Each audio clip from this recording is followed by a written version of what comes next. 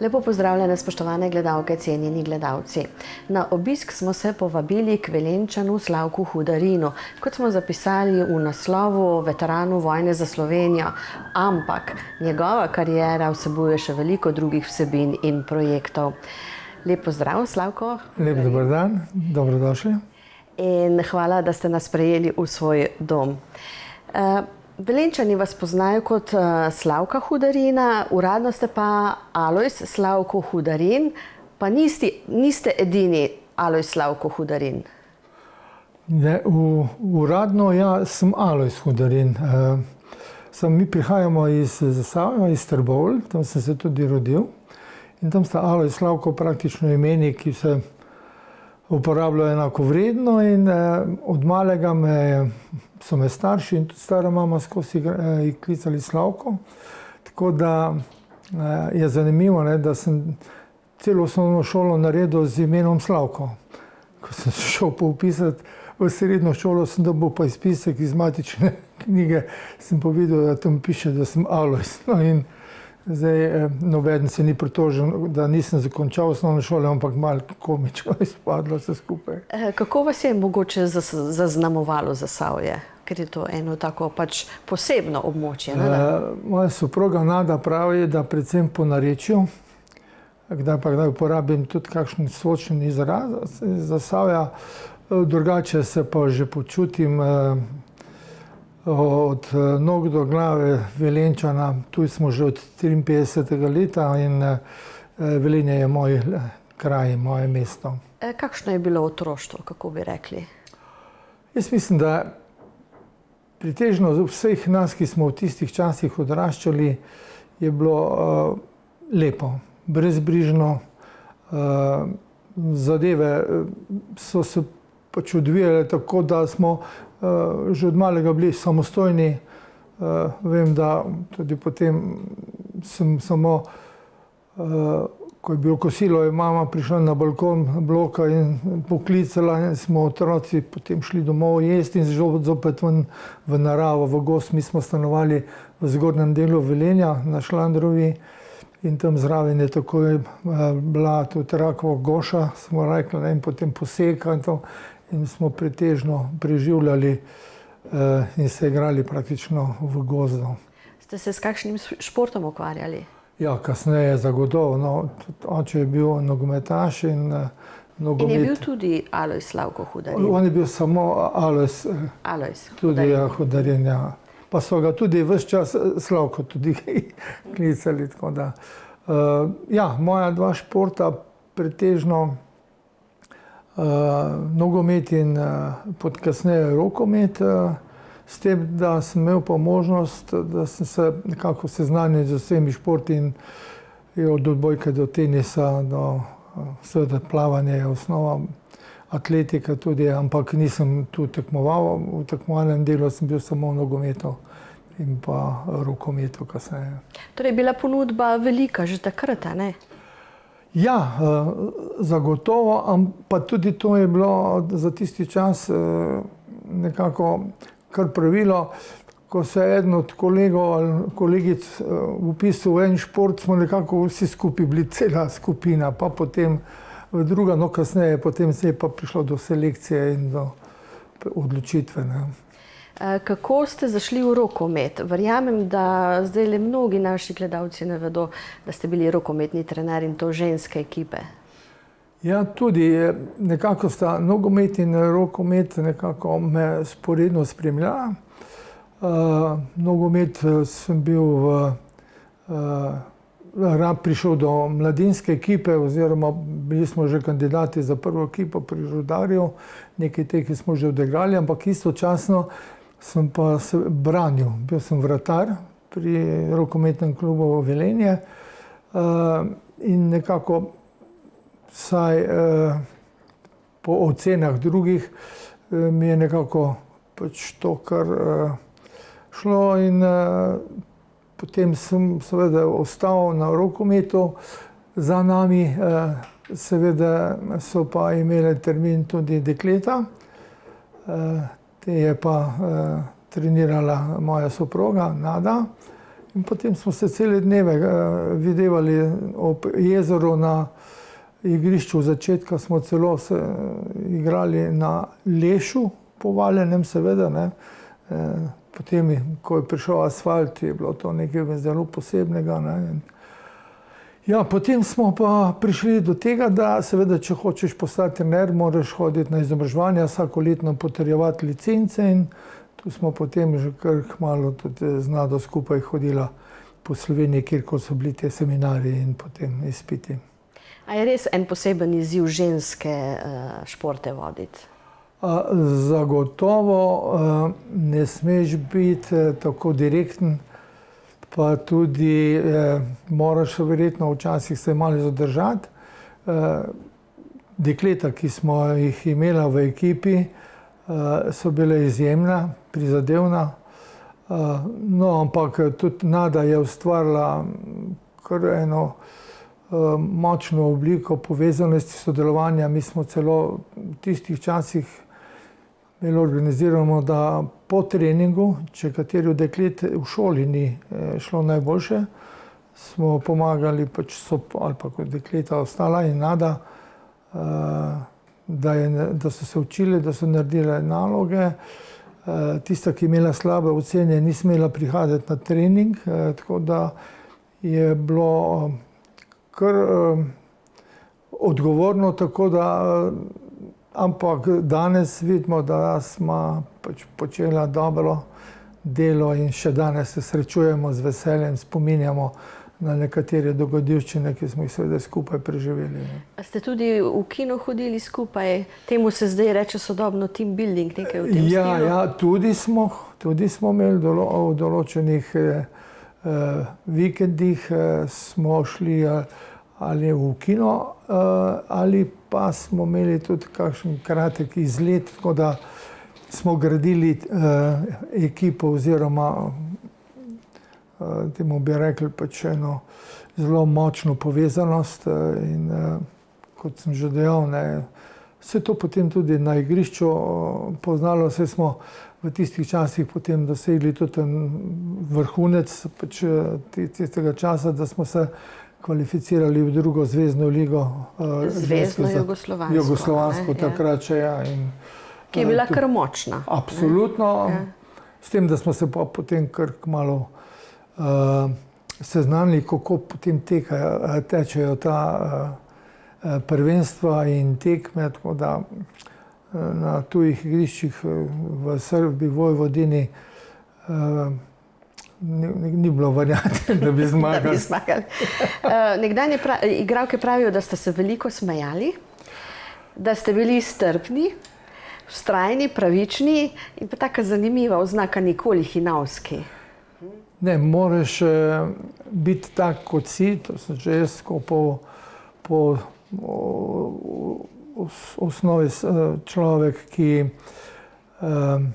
nekako ne zna igrati, mislim, prav je in tudi jaz se od drugih pričakujem, da če je kaj narobe, da si povemo v obraz, pa skupaj popravimo, če mogoče. In to čutiš, in resnično, mi smo bili zelo dobra ekipa, kolektiv in zaupali enem drugemu in potem smo preživeli kar vrsto let skupaj, tako da odraščali tudi zraven. Treningi so bili kar močni tudi, pravijo. Seveda, če ste se potegovali za zvezno ligo, potem je bilo treba resno. Ja, takrat, v tistih časih smo seveda za soprogo odpisala vikende.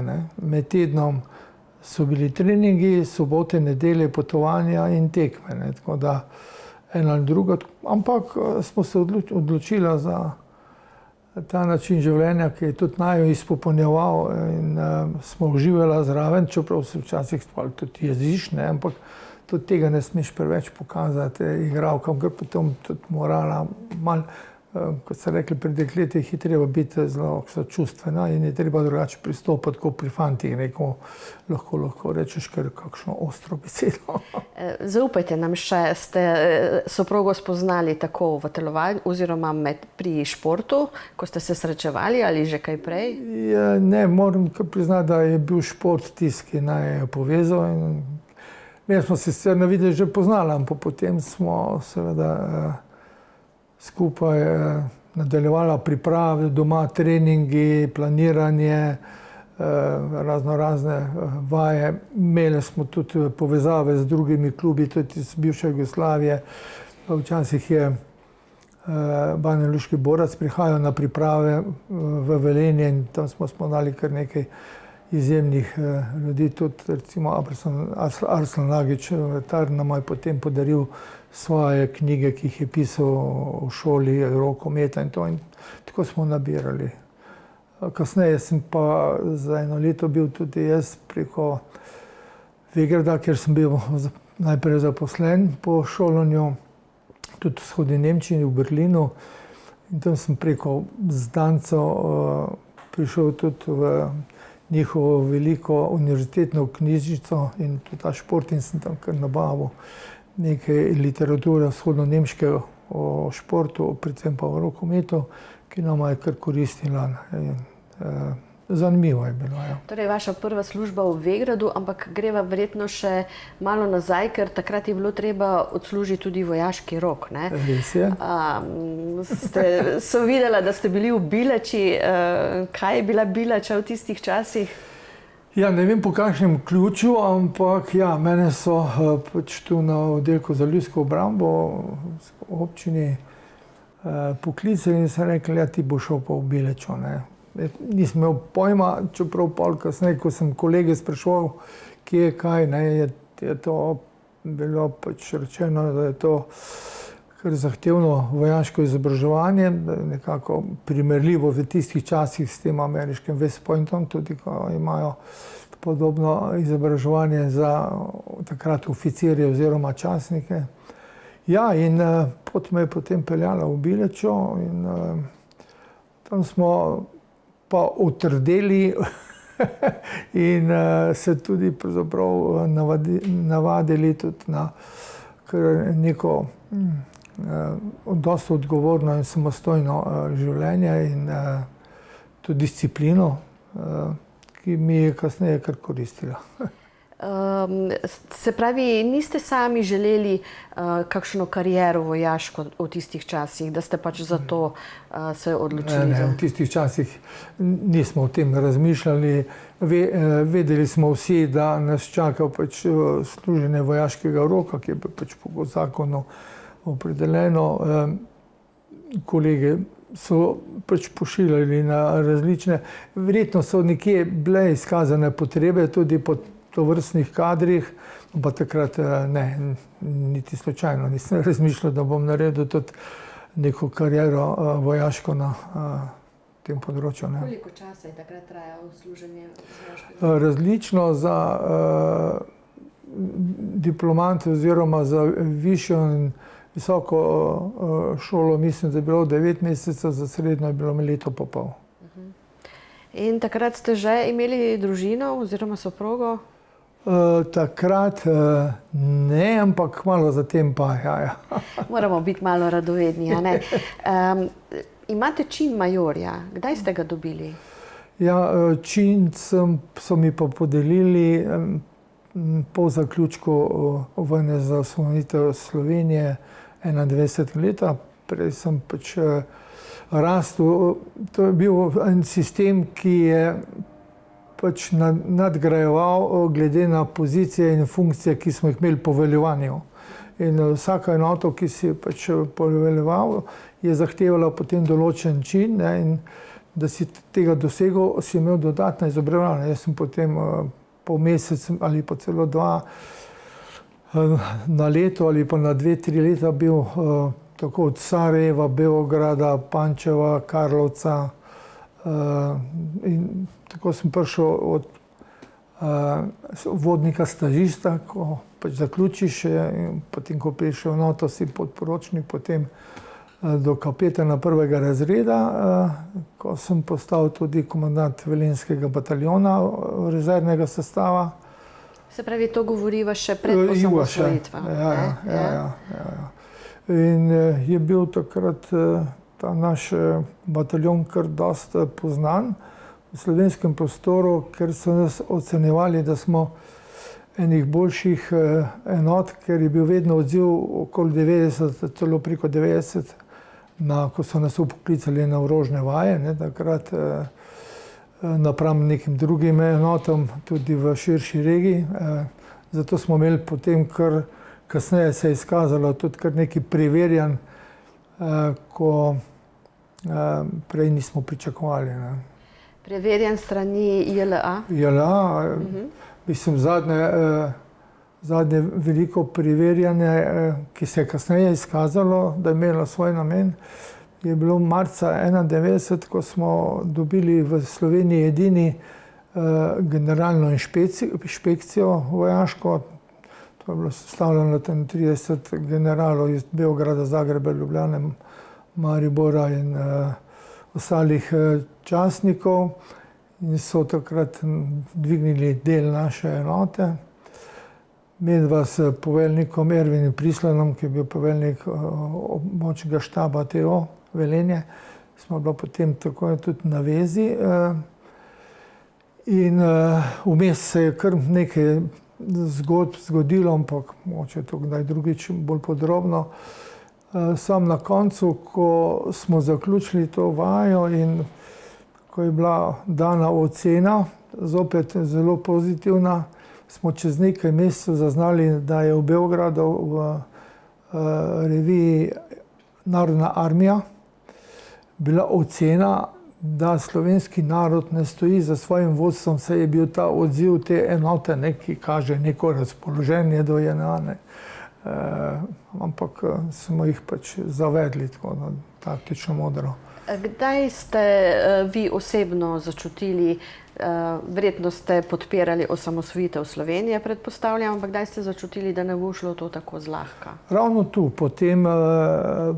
po tem dogodku, smo že začutili, da se nekaj praktično dogaja v ozadju. Tudi potem, ker je takrat že tudi so predstavniki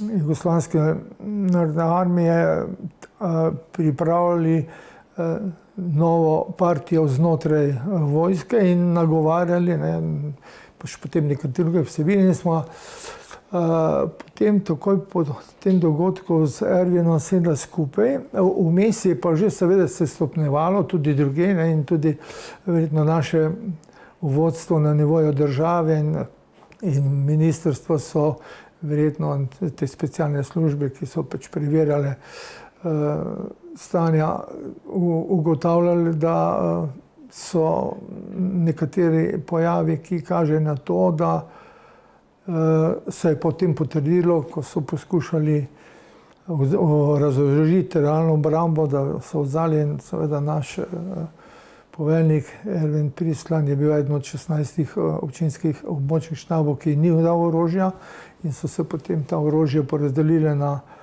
tajna skladišča po okolici. Imela smo pa bila tudi takrat dogovorjena, da če bi nas predčasno tudi ponovno upoklicali, da bi mi se odzvali poklicu. V Bukovžlaku smo imeli svoje opremo, orožje, municijo in ostalo tehnična sredstva, da bi to prevzeli.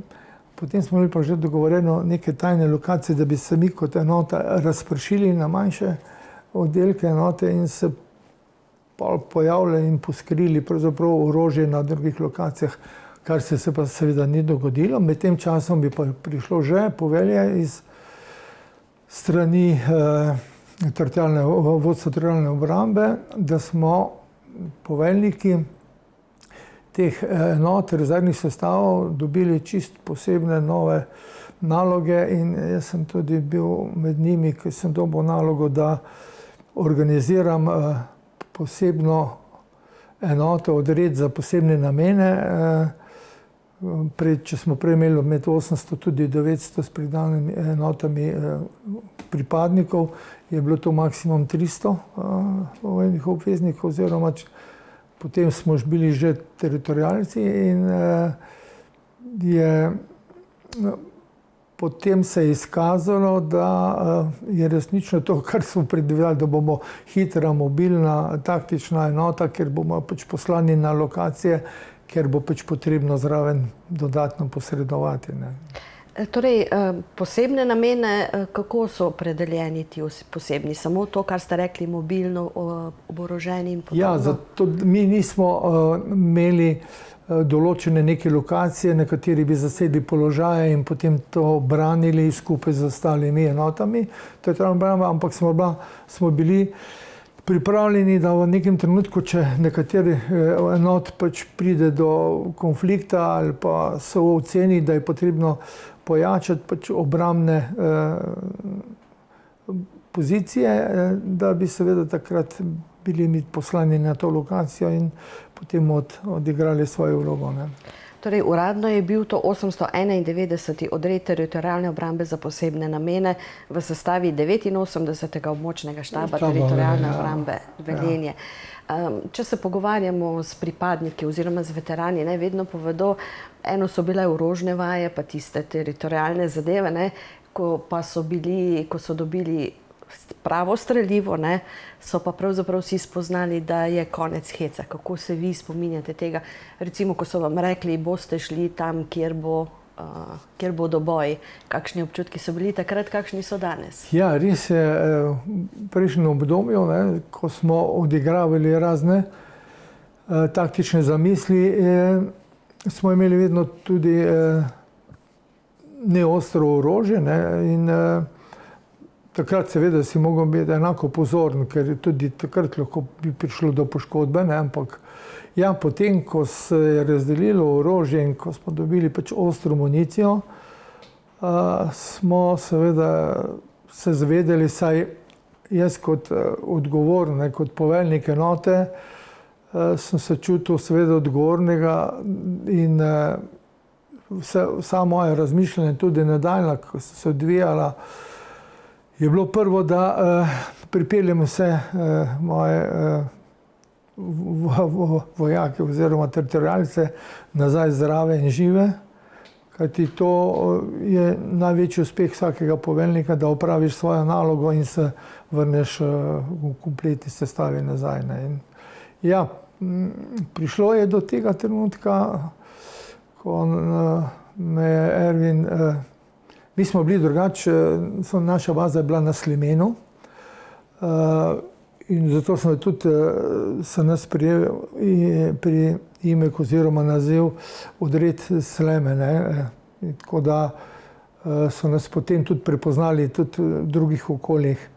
No, enkrat takrat ob 3 zjutraj me Ervin zbudi in pravi, pripravite se na akcijo, greste najprej v Slovenj Gradec na letališče, ker se je pripravila heliodesant.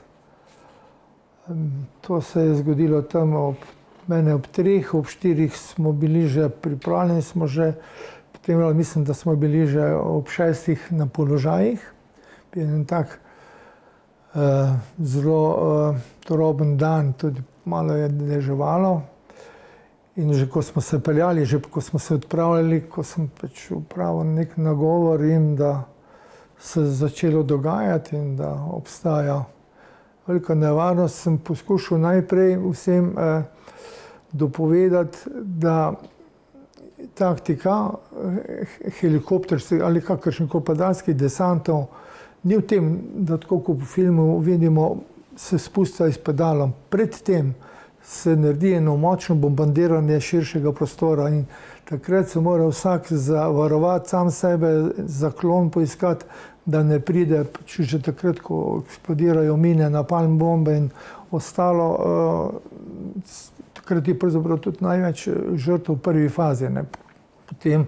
Potem se pa seveda razvija vojna, bojni spopad, ampak kasneje je prišlo do tega, da smo dobili novo povelje, da ne bo desanta ampak malo zatem pa me obvesti prisla, da me bojo za enoto predstavili in dodelili koroškemu poveljstvu, slovenjgraškemu območnemu štabu, in bomo pač dodeljeni enotam, ki branijo barikado v Dravogradu. Takrat nisem tudi, so bili neki trenutki, ko si pomislil, pa kako, ampak potem seveda se ne vprašal bi ali ne, ampak seveda smo, ko smo dobili kontakt in ko so nam rekli, da je pač celo se zgodil smrtni slučaj, ker je ostrostrelec iz kasarne ustrelil enega od teritorialcev koroške enote, ki je bila nad barikado. So en dan prej že imeli tudi neki bojni spopad.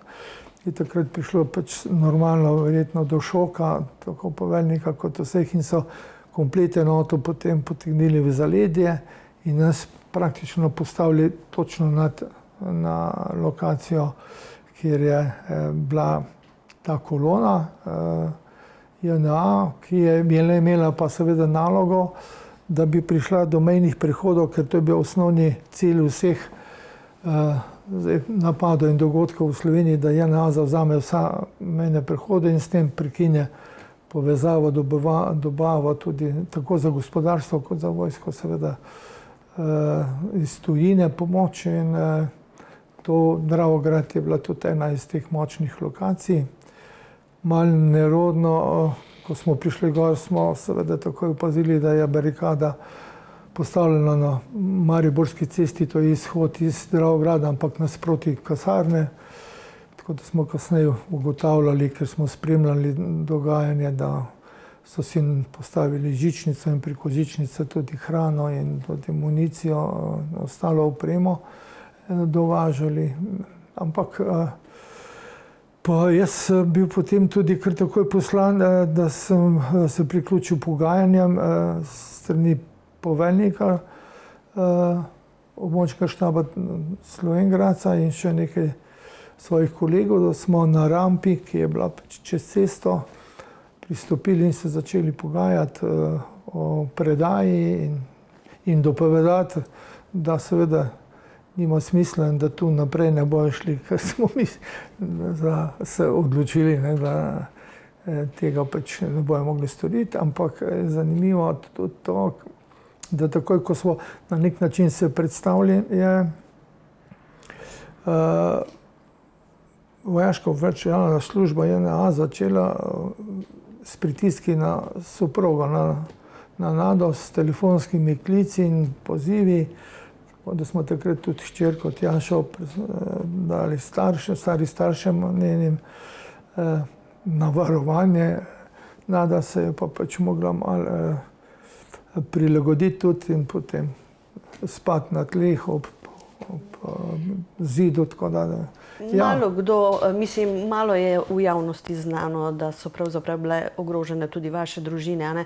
Danes smo seveda vsi generali, ne, in vemo, da, ampak takrat pravzaprav je šlo za biti ali ne biti. Ja, ko prideš sicer, ko si enkrat v tej situaciji in si postavljen pred dejstvo, da seveda moraš izpolniti neko nalogo, ki smo jo pač dobili, in tudi seveda kot zavedni državljani seveda preko tega seveda ne bi šli. In ja, takrat ne razmišljaš potem veliko in ravno te psihološki pritiski na družino in potem prenosi, ker sem preverjal tudi občasno, kako je doma, sicer smo se potem tudi z poveljnikom Prislom dogovorili, da se dogovorijo s postajo milice oziroma zdaj policije, da so okoli te soseske, kjer smo doma, policaji delali več obhodov tudi in kontrolirali. Drugače se je pa, seveda so se pa ljudje pač obnašali tako, kar smo se naučili prej v akcijah, nič nas ne sme presenetiti. Včasih sicer takrat nismo se veliko spraševali, ne, pa enim se je bilo to zabavno, ampak takrat, ko je pa sirena zatula in najavljala možne napade, avione, so se poleteli po zaklonišča, skrili, iskali svoje zavetje. Tako da, kar na eni strani seveda si pred dejstvom, da ne moreš odstopati in vztrajaš na nalogi, na drugi strani imaš seveda nekaj občutkov, ko ne veš, kaj se seveda doma dogaja, ne? Ampak sej verjetno tudi nisem bil edini, ampak ja, v glavnem včasih seveda se najprej na glavo, ne, v narekovajih spravi, da seveda potem pa se druge aktivnosti naprej peljejo, ne, tako da, ja. Naj povem, da je tudi VTV imela snemalca in o tem, kar govorite, imamo tudi mi bogat arhiv, zato marsikaj od tega vemo. Je pa mislim, da enih 40 centimetrov bilo tudi razlike, da bi bili ustreljeni ali pa ne. Ja, to je pa potem, ko se je že začela razvijati bojni spopad, sta dva bova to borbeno vojaško vozilo prebila. Sej, oni so vsak večer prebijali barikado, ne, in tudi z navijanjem gasa na avtomobilih in teh bovih, pač, da so nas držali praktično v pripravljenosti. Ampak, ko je prišlo do tega spopada, sta dva prebila to barikado. In eden se je postavil prečno, jaz sem imel prej, seveda, ko smo prišli nekje v zadnjem delu, sem si postavil štab, ne, poveljniško mesto. Potem, ko se je pa približevalo, sem se pa prestavil na rob, na hiše, ki so nad cesto, zaradi pregleda. Moraš, ne, seveda, imeti pregled, kaj se dogaja in da znaš potem tudi razporejati posameznike ali enote ali pa del enote na tisto ključno lokacijo. Ja, in opazim, da je en od teh bojev začel streljati po brežini od spodaj na zgor. In točno proti tretji hiši v nizu, kjer sem jaz imel svoje poveljniško mesto. In to mi je dalo takoj misliti, da to nekaj ni, ker ponovadi seveda so streljali po vseh pozicijah, ker iz vseh koncev smo pa tudi mi na njih streljali, ne? Tudi z minometi in drugim orožjem. In zaradi mene je bil pa pretežen del časa na poveljniškem mestu tudi komandir postaje milice Dravograda. In zdaj moram to seveda priznati, da milica je imela povezavo radioveze, mi smo bili brez njih povezav. To je velik manko bil, tudi za smislu poveljovanja in nadzora nad, kaj se dogaja na terenu, ker smo pač potem lahko vplivali na bližnje dele enote, nismo imeli pa pregleda na celo pozicijo dogajanja. In on potem odredi, da sem rekel, da poglej sosede levo, desno, kdo noter stanuje, kaj se tu dogaja. In dobesedno točno vidim, potem mi je rekel, poglej, sta iz sosednje hiše dva miličnika oziroma policaja odpeljala starejšega človeka, gospoda, vsak z ene strani. In kasneje sem zvedel, da je bil to upokojeni oficir iz kasarne in je on sporočal, seveda njim tudi. Ja, sem hotela vprašati, če je bilo. Ja, in potem med drugim se je eno zrno zabilo mi 20-30 cm nad glavo. To zrno je tudi zdaj v našem spominskem centru, sem ga podaril, ta artefakt. Tako da se pa vidi, je pa kar prečasno velikost. Tako da ne vem, ali je to sreča ali usoda, pač v tistih trenutkih. Potem smo ga zgrebli ven, ker je bila tam pač ena mavčna stena in je bil nepoškodovan. Tako da, ja, tudi to sem doživel.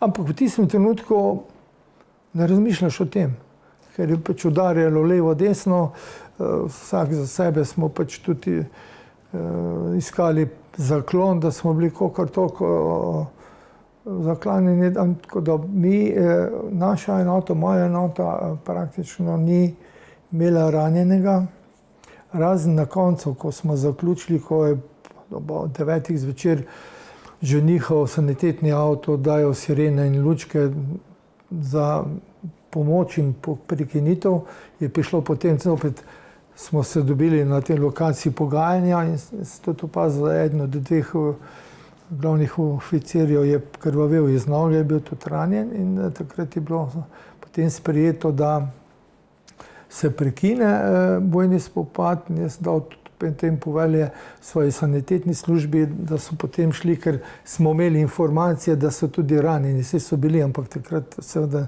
nisem vedel, kateri. In sta pa potem šofer in ta sanitetni tehnik je bil zraven, zapeljala pregloboko in sta prišla med pripadnike JNA, ki so jih napadli in potem njega nekako s kundakom tudi udarili in potem prišel njihov oficir, tako je pa mi pripovedoval, nastavil nož na vrat, je rekel, to prvo skrbi moje vojake, pa boš pa svoje. Ampak potem je tudi ta zdravnik, ko je bil v spremstvu te kolone, je rekel, da temu svojemu predpostavljenemu, da ne ve, kje je bolnica Slovenj Gradec, če lahko on gre zraven noto Campagnolo, čeprav seveda je bil zdravnik in je poznal situacijo.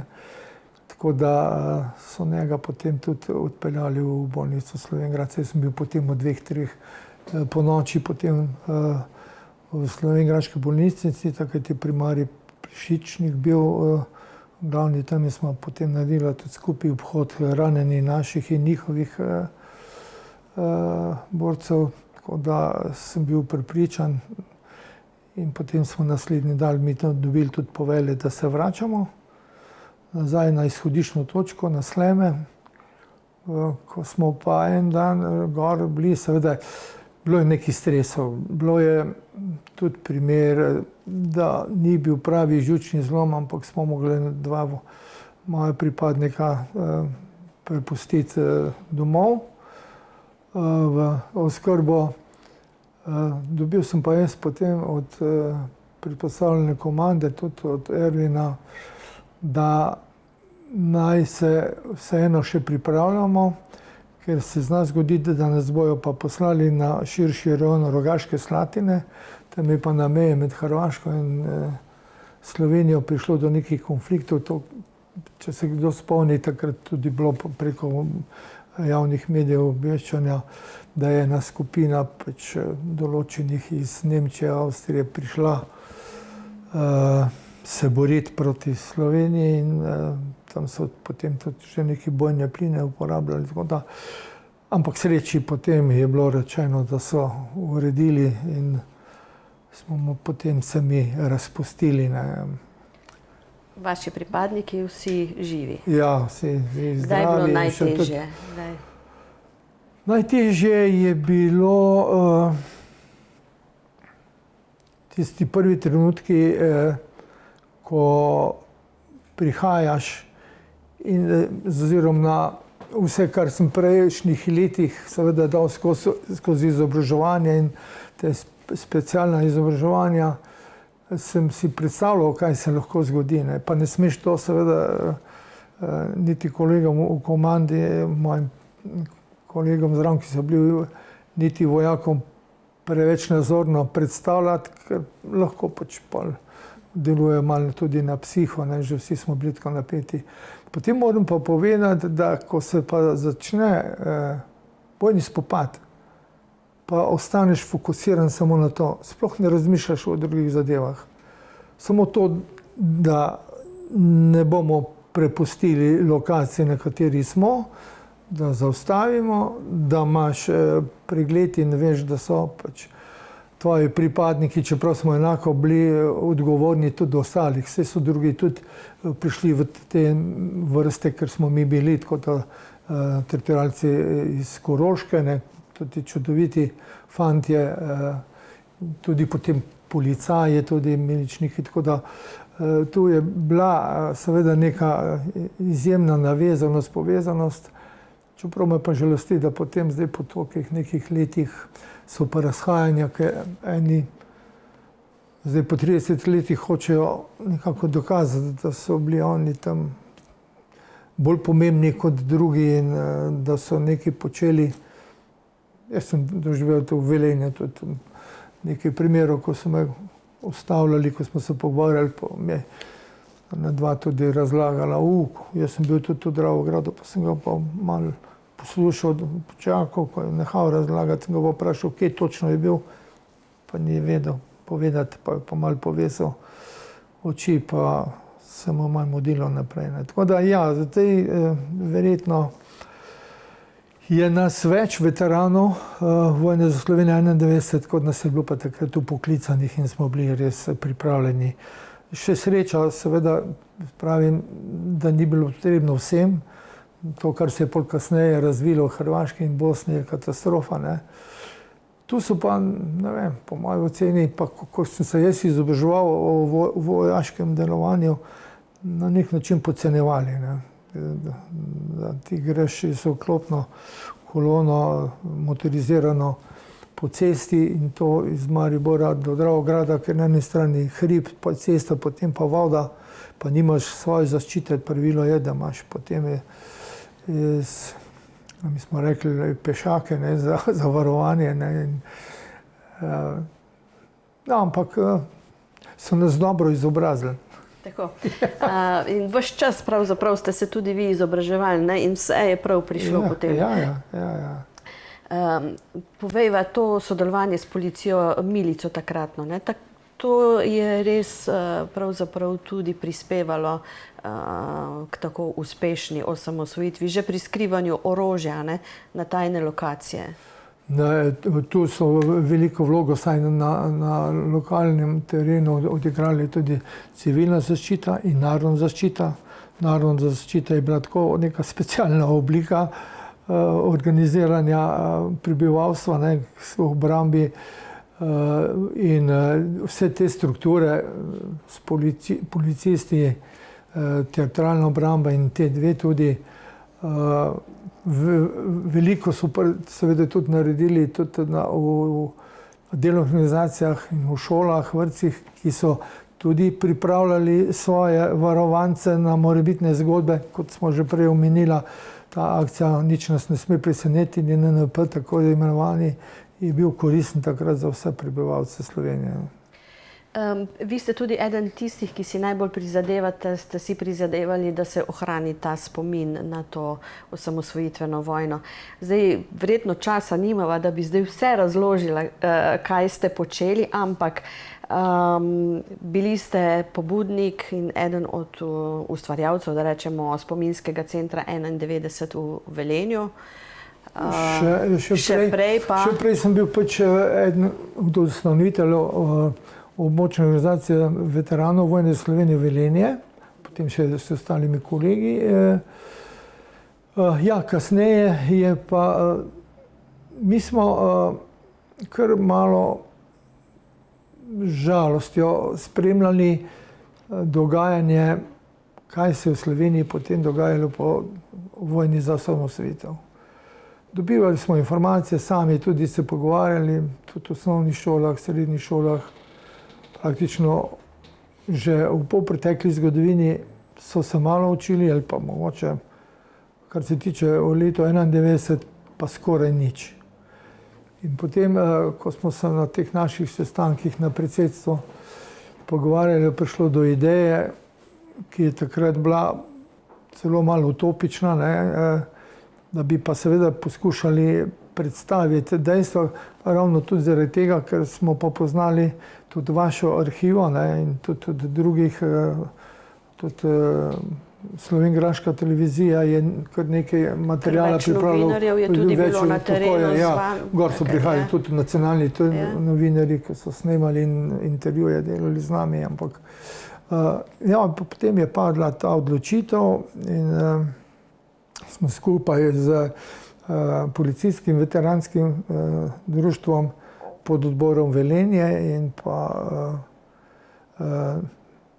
veteransko organizacijo in častniško organizacijo skupaj, vse to smo praktično eni vsi častniki oziroma bivši oficirji, ki so zdaj člani častniške tudi organizacije, smo pravzaprav vsi tudi veterani vojne za Slovenijo. In potem se je oblikovala ena skupina ljudi, ki so bili zadolženi, da se začnejo pripravljati vsebine. To je Miran Ahti, ki je odigral veliko vlogo, ki je bil imenovan za predsednika te komisije in na eni strani zadolžen za vsebine, ki so bile vezane na veterane. In potem smo pa najprej prišli do zaključka, da sploh nimamo materialov. Da seveda mi, ko smo bili udeleženi, tam pa tam seveda smo imeli neko fotografijo, poznali smo, kje so filmi, ampak da bi naredili nek prostor pa razstavili te materiale, in potem je bilo to kar zelo nekajletno naporno delo ekipe cele in seveda v velikem razumevanju takratnega župana Bojana Kontiča, ker je potem na tej lokaciji, kjer smo sedaj, in kjer je tudi spominski center in tudi park državnosti, je bilo potrebno objekt temeljito sanirati in to je pokrila občina komplet vse stroške in smo jim še zdaj zahvalni vsem skupaj. In zdaj tudi za vzdrževanje, čeprav zdaj ta del muzeja spada pod muzej Velenje, tako da oni pač strokovno tudi organizirajo oglede, nas pa povabijo veterane, nekaj nas pa se priključimo, da mogoče nekatere detajle razlagamo potem in predstavimo. Ste tudi, mislim, da avtor te uniforme veteranov? Ne, nisem avtor uniforme veteranske, ampak sem pa sodeloval na natečaju, takoj po, ampak potem je bila v Ljubljani odločitev, da so izbrali že neko pripravljeno, mislim, varianto. Moram povedati, sem pa avtor, na to sem pa zelo ponosen, da sem pa sodeloval tudi, jaz se tudi drugače rad ukvarjam z grafičnim oblikovanjem, podobnimi vsebinami in sem bil tudi na natečaju, ko ga je razpisala Zveza slovenskih častnikov, takrat je bil podpolkovnik, častni predsednik Butara, predsednik Zveze slovenskih častnikov in sem kandidiral s svojim grafičnim osnutkom in je bil sprejet. Tako da danes pravzaprav vse, kar se pojavlja v obliki slovenskih častnikov, od znaka, logotipa, od medalj, pokalov, je praktično to moje delo. In ste tudi sodelovali ali bili soorganizatorji pri tem tekmovanju v smučanju in streljanju z malokalibrsko puško na Golteh? Tu smo skupaj z kolegom Ževrtom, žal pokojnim. On je praktično že bil kot prej že teritorialec in so že oni pravzaprav en del tega tekmovanja izvajali tudi v Črni. Potem smo se medaj z Ervinom takrat že pogovarjala, da bi bilo verjetno dobro, da bi nekako združili ta del vojnih obveznikov, ki smo bili rezervna sestava, s teritorialci, ki so takrat že bili v Velenju organizirani. In iz tega je prišla pol ideja, da začnemo s temi tekmovanji. Res pa je, da sem pa, ki še dan danes trajajo, tu sem soorganizator zraven in tudi skrbim za celostno podobo in ostale tudi publikacije. Res pa je, da sem pa tudi avtor in pobudnik pa veteranskih športnih iger. To je pa državno prvenstvo, ker smo takrat po vojni razmišljali, kako naprej še ponuditi skupni interes veteranom, ki smo se takrat pač po vojni nekako razšli vsak po svojih, da bi se seveda ponovno na nek način združevali. In takrat sem bil tudi potem član predsedstva Veteranske organizacije Slovenije in predsednik komisije za šport. In takrat sem predlagal in moram reči, da sicer se seveda zadeve dopolnjujejo, spreminjajo, ampak ja, to sem bil kar avtor tega tekmovanja, ki še to danes po 30 letih teče. In tudi urednik biltena ob 30-letnici, pa o tajnem orožju ste tudi napisali. Tu nisem napisal, moram vas popraviti. Ja, kar se tiče zbornika 30 let, ja. To sem tudi bil urednik in delno tudi idejna oblikovska zasnova, potem so ekipa, ki smo jo postavili, poskrbela za vsebino in do konca, ampak ta osnovni prvi koncept, jaz sem pa tudi jaz pripravil. Zdaj nimava časa podrobne, ampak ali je res, da ste tudi član društva Generalmajster in pa Združenja borcev za vrednote NOB? Tudi. Se pravi, to so vse vrednote, ki kaj zagotavljajo? Moj stari oče in tudi oče je bil partizan. In to, kar se je seveda v polpretekli zgodovini dogajalo, bi se ne bi smelo ponavljati. Pa vidimo, da svet drvi v eno zelo drugo smer. In ja, to so seveda vrednote domoljubja, pripadnost, slovenski jezik, in pa seveda nasplošno to, kar se je seveda ustvarilo po drugi svetovni vojni in smo pravzaprav kot mali otroci in seveda zdaj kot že odrasli, ki imamo svoje družine in so že naši otroci svoje družine, zagotovili, da bi tudi ta generacija pač imela takšne pogoje za življenje, kot smo jih imeli mi, in odgovorno, ampak nekako brezskrbno mladost, da bi preživeli, ne? Čeprav se pravim. Ja. Po osamosvojitveni vojni, kaj ste počeli? Je bil turizem tista vaša glavno področje delovanja?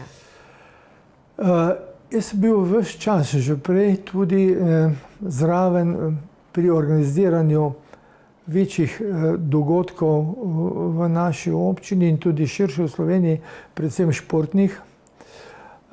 In ko se je v naši dolini zaključila sanacija treh največjih problemov, to je onesnaženja vode, zraka in zemlje, smo nekateri zaznali, da bi seveda pa Velenjsko jezero veljalo pravzaprav začeti pripravljati in ga urejati, da bi seveda tudi tu se zgodil en del turistične ponudbe. Po moje so vas vsi imeli mnogi za malo čudne. Moram priznati, da je bil tudi v našem času prispevek, da se nam, meni in še nekaterim, ki smo to zagovarjali, malo meša. Nekje obstaja še ta arhivi članek.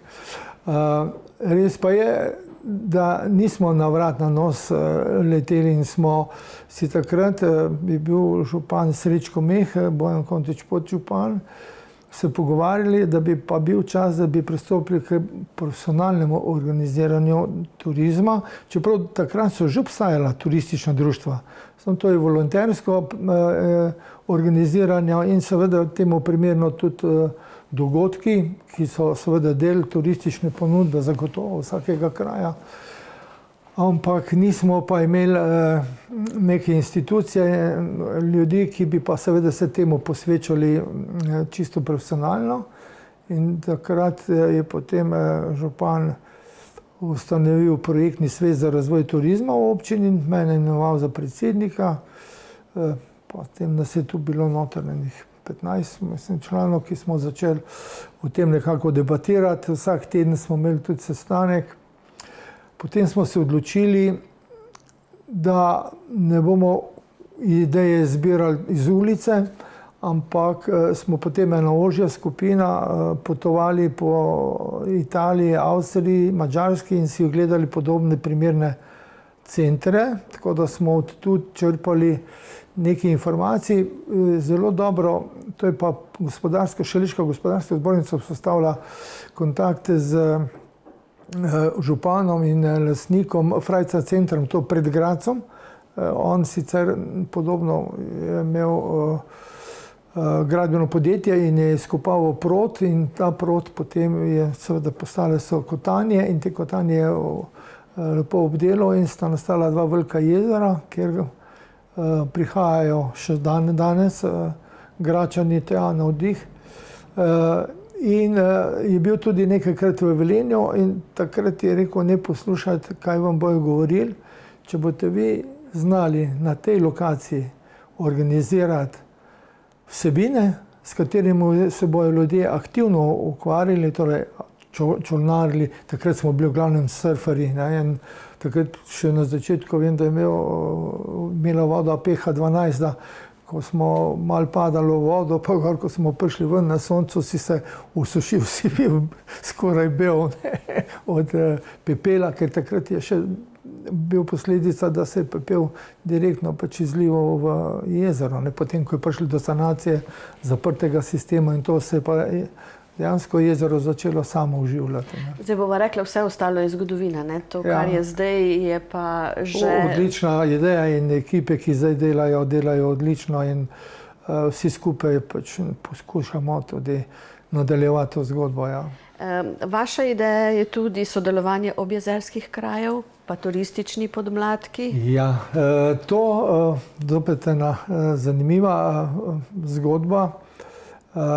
Takrat, ko sem že jaz potem prevzel, jaz sem potem se še sam dodatno upisal na izobraževanje v turizmu, Geo Collegeu, in preko tega izobraževanja sem dobil tudi licence za pospeševanje podjetništva v gospodarstvo, turizem in pa ocenjevanje nastanitvenih kapacitet, ko so prav hoteli, kampi pa to. In sem potem tudi preko tega prišel tudi v nekatere ekipe, sodeloval v nekih komisijah, tako na STO kot na ministrstvu.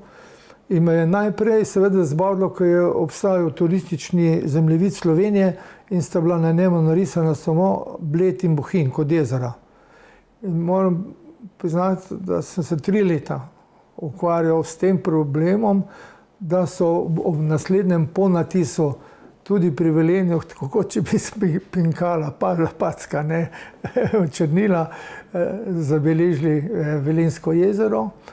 Potem, ko je pa ta zadeva, takrat smo tudi na Geografskem inštitutu sodeloval z njimi, potem smo pa se pogovarjali in razmišljali, kako pa zdaj jezero. Mi smo v tem času, bil sem tudi predsednik kluba vodnih športov več kot 30 let in takrat smo zgradili čolnarno, tako da prvi zametki nekih pogojev za delovanje in tudi rekreacijo na vodi so že nastajali. In kako bi seveda v slovenskem prostoru popularizirali tudi Velenjsko jezero. In takrat sem predsedniku Turistične zveze in pa sekretarju predlagal, da bi organizirali neka srečanja objezerskih krajev Slovenije, kjer bi se seveda srečevali, izmenjevali izkušnje, imeli neke debate. In so bili seveda navdušeni, takrat so bili pa v tem komisiji tudi drugi kolegi zraven iz drugih okolij in med drugim tudi kolega iz Mosta na Soči. In tu sem naredil edino prvo napako, kasneje več nisem te delal. In sem njemu pripustil, da je organiziral prvo srečanje, ker je rekel, jaz imam tukaj v Hitu Novi Gorici dobrega sponzorja, brez problemov bomo speljali. In smo se dogovorili, in seveda zdaj vsi to govorijo, da je pač tam bilo prvo srečanje, nobeden pa seveda ne pozna ozadja, ker drugo srečanje je bilo pa potem v Velenju po takem konceptu, ko smo ga seveda in tudi to, čeprav so zdaj kasneje preimenovali to srečanje obvodnih,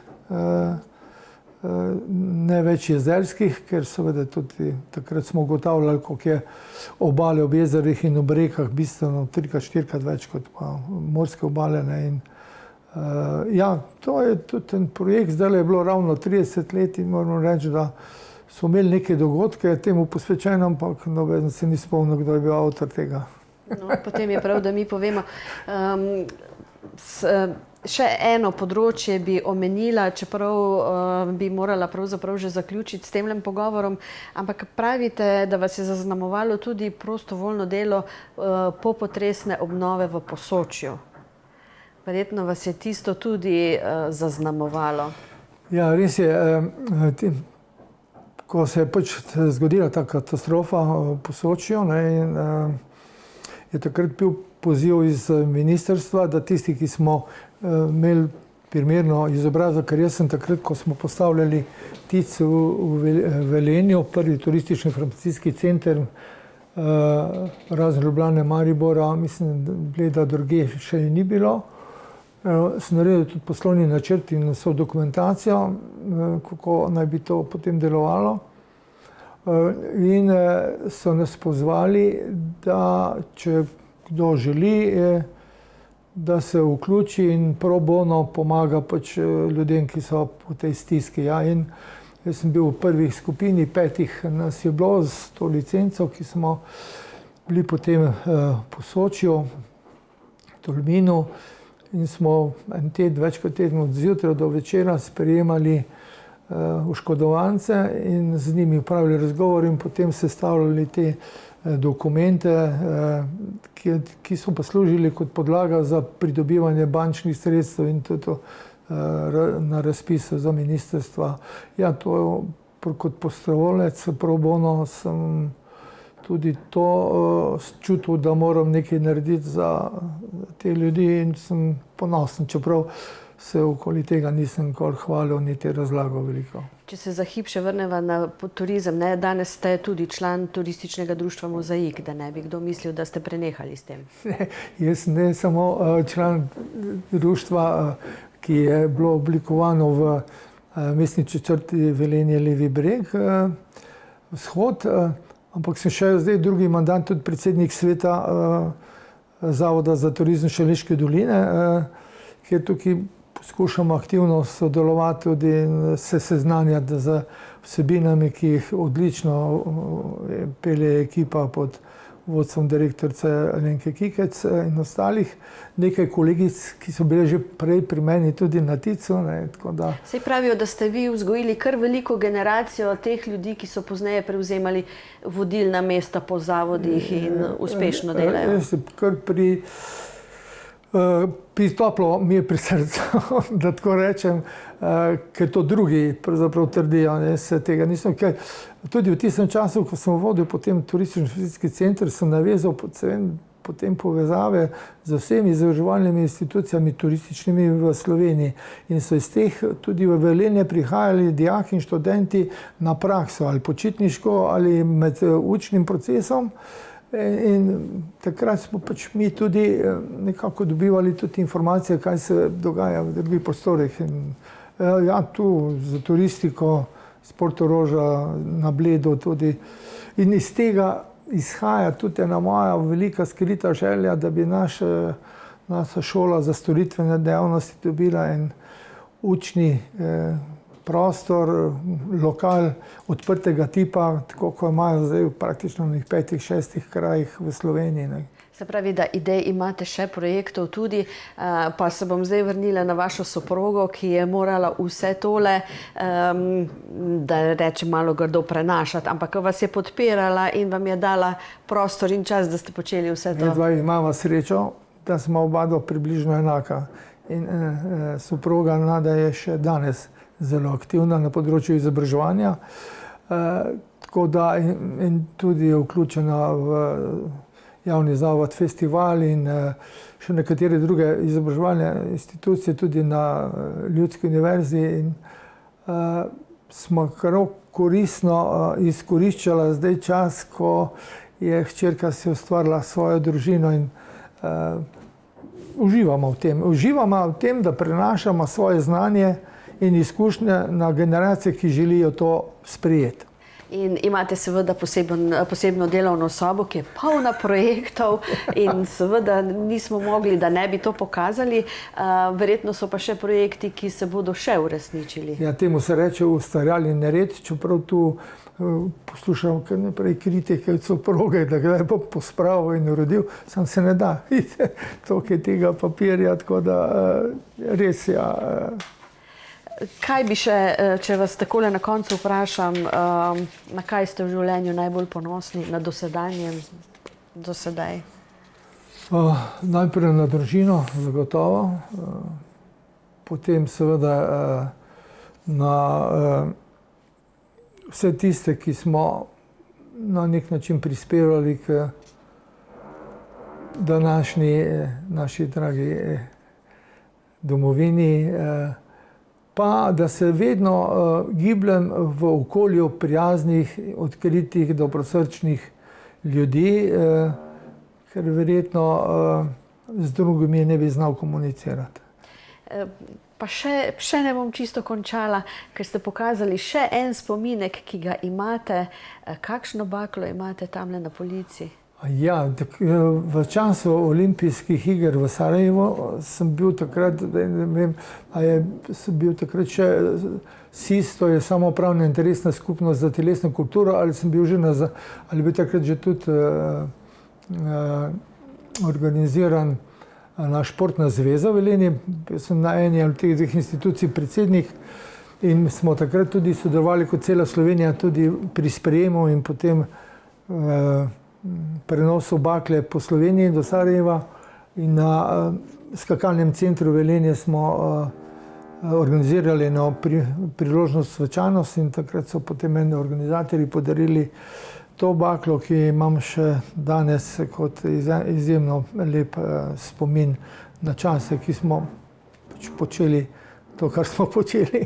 Tako je, zdaj, ko smo vas slišali, kaj vse počnete, se ne čudimo, da nimate nikoli časa in da smo se komaj uspeli dogovoriti tudi za tale pogovor. Hvala lepa in pa seveda vse, ki pa zanima čas osamosvojitve in tista resnica in kdo je bil in kdo ni bil, pa si lahko ogleda v Centru 91, ne, tam je vse jasno. Ja, vljudno vabljeni. Mislim, da smo zdaj kar zadovoljni, da so pričeli obiskovati ta center, tudi spominski center 91, tudi osnovne šole in tudi srednje šole iz Velenja.